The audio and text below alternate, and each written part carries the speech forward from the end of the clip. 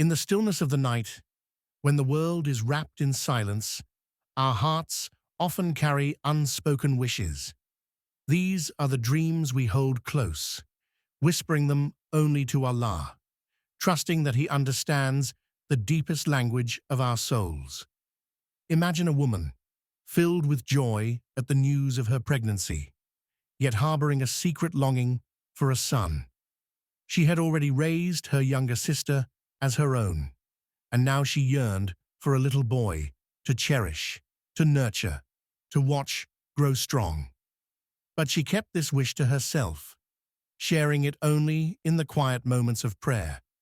Then her mother-in-law, sensing her heart's desire, proposed a playful challenge, a Tahajjud competition. Each would pray for what they wanted most, one for a boy, the other for a girl. Night after night, they rose in the stillness, hearts open, voices lifted in supplication.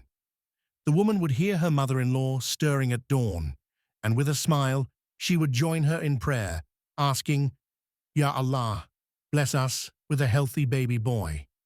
In those sacred hours, they both learned the art of surrender.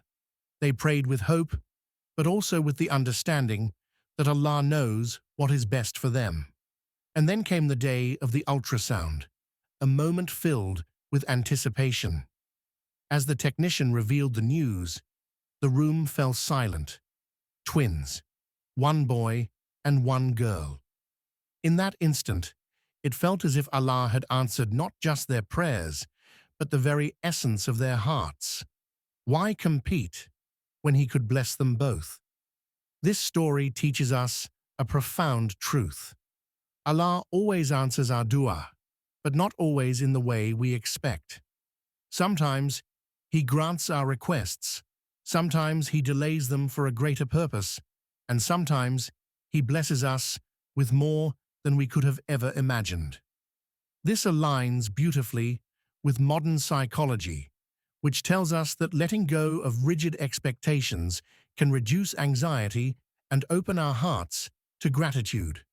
So, how can we apply this wisdom in our own lives? First, let's guard the night prayer.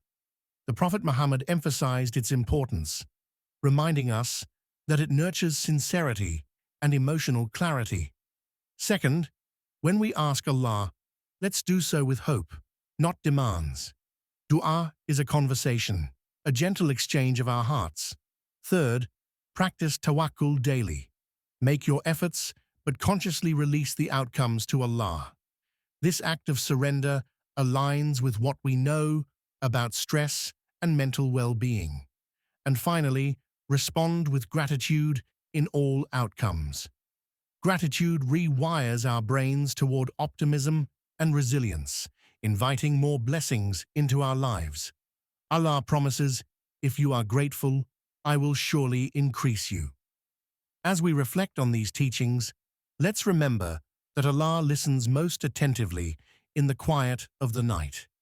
He invites us to rise with hopeful hearts, to ask with trust, and to embrace His decrees with contentment. Sometimes the greatest mercy is not in receiving what we want, but in being given what we truly need, often far more than we could have ever imagined. So, may we learn to rise in the night, to ask with sincerity, and to receive with awe. Let this be our journey towards spiritual clarity and personal growth, guided by the wisdom of our Creator.